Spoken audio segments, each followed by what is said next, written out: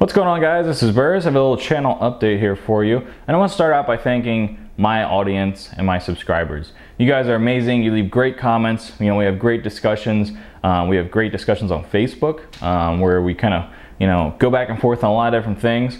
We learn from each other, whether it be Facebook or Twitter or wherever, and I think that's a great thing. And I'm really thankful for all the subscribers I have out there that actually leave comments and engage in personal messages and messages and kind of engage me. And I like to go out and engage other people as I know what their their knowledge base is. I'm also going out there and pegging you guys for information and possibly better ways to do things, just so I can kind of go through that. And through my going through different things, I provide that to you guys, and then you guys comment, and we all discuss many different things, from slide release to how to change out mags in the AK is the proper way, tactical reloads, chamber checking, home defense, all that stuff that I put videos out on. I get a ton of response back, and it's awesome because then we can have a conversation about it.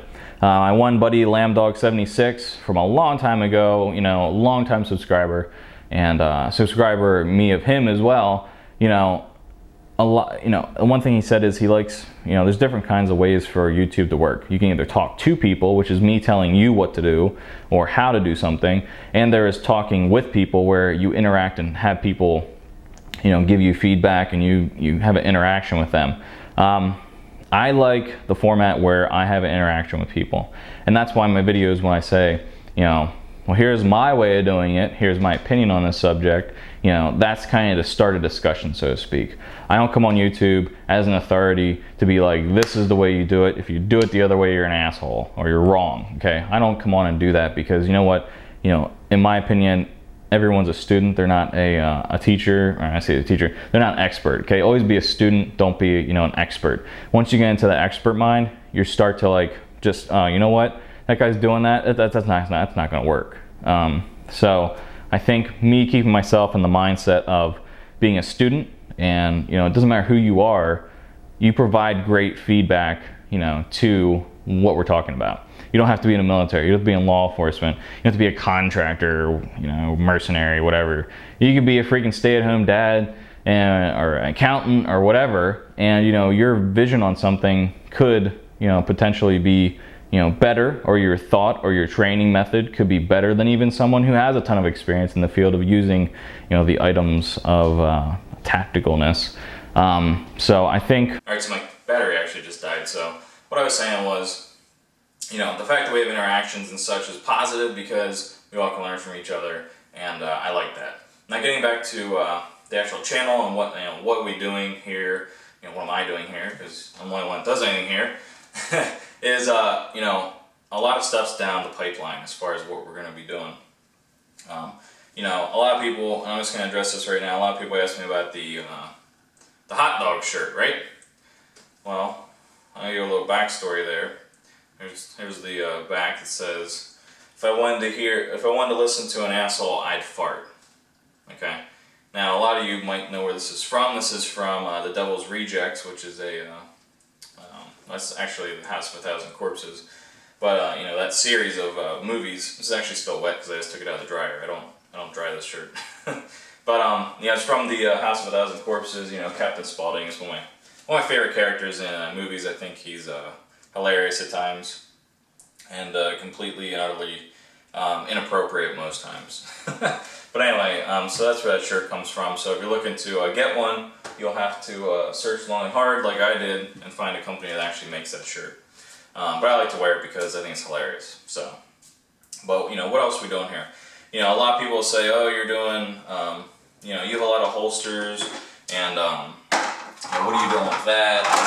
Review this holster, review that holster. This is just one box I have of holsters, so don't worry.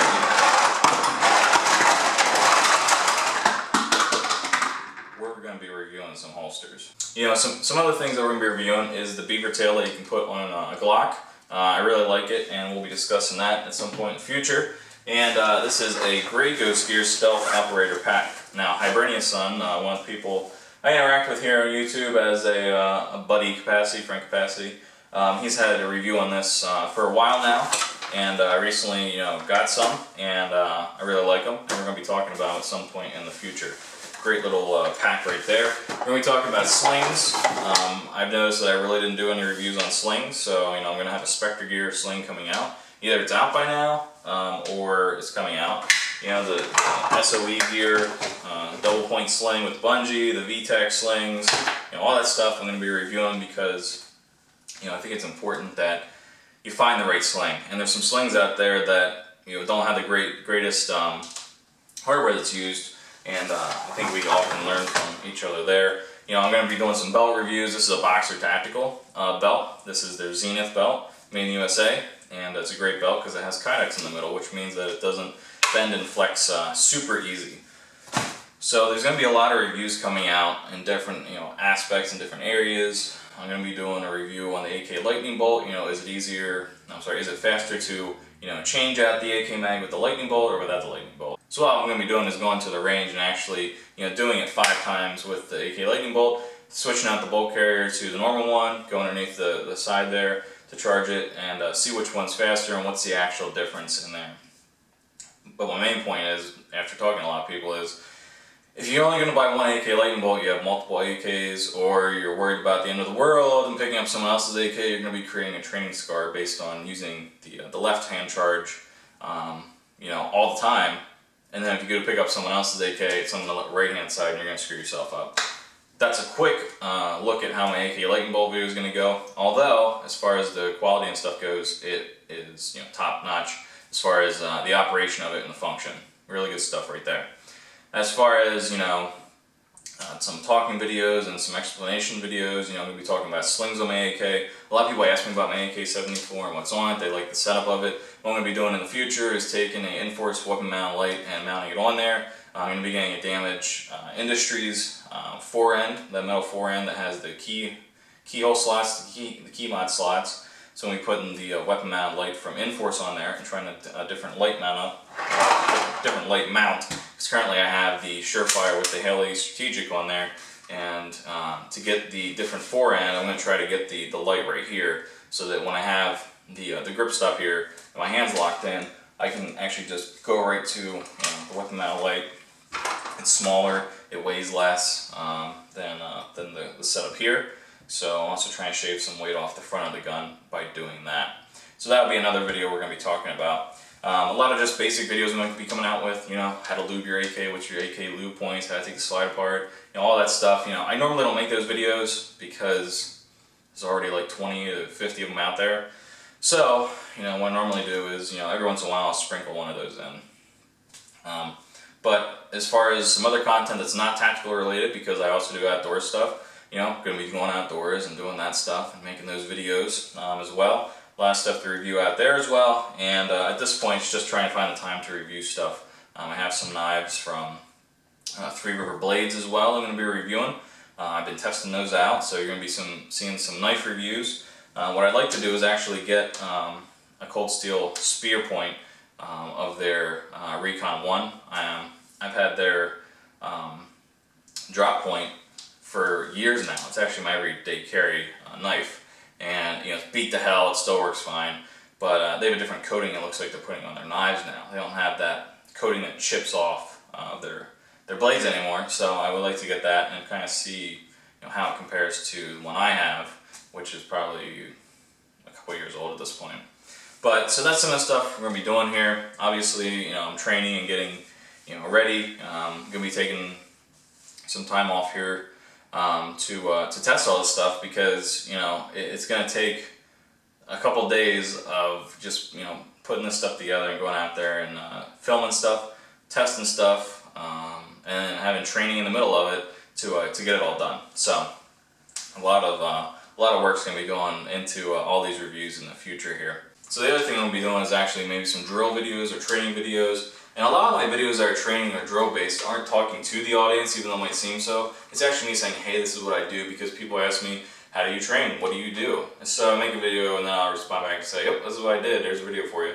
And the one thing that I've been working on, this is a personal thing that people haven't really, even talked to me about.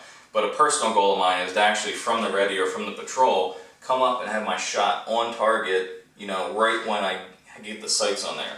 because what I tend to do is, I just don't like this Spectre gear sling at that spot. But what I tend to do is actually, when I come up, I don't take the first shot until this is still and on target. So, I was out with Nate Murr, who's been in the Marines for over a decade now.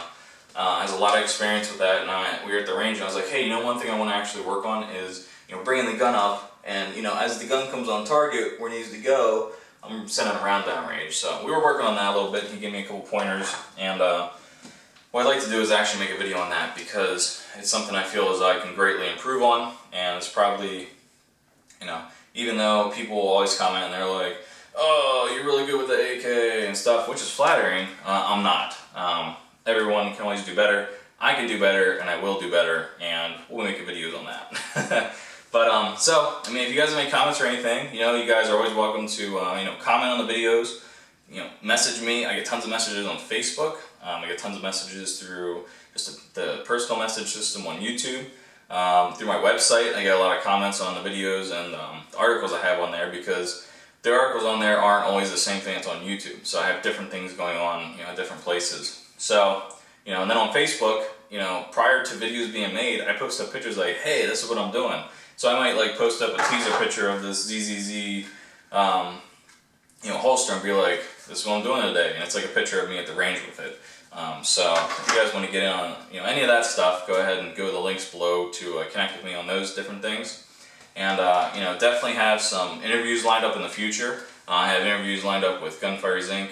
Owner and operator, Adam.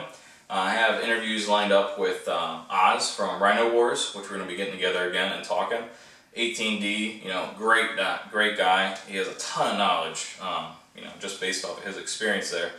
And, a lot of different people I've been contacting, being like, hey, let's get on camera on Skype, and we'll film a little interview, because quite frankly, I learned from it. I find that it's interesting to ask people those questions, because they're not always out there to provide, the information that I'm asking them. And it's actually information I'm curious of myself. So, the interviews with Joe Tedai and Oz and Rich Graham and all these people I've been interviewing, it's basically a learning experience for me, because I'm curious of a lot of different things that happen. And sometimes it's even to support people, because like Rich Graham, great training. I went to his class, and I really enjoyed the training, and I said to myself, you know what, we're going to do an interview with this guy, try to get him some exposure, because he's running a great operation here.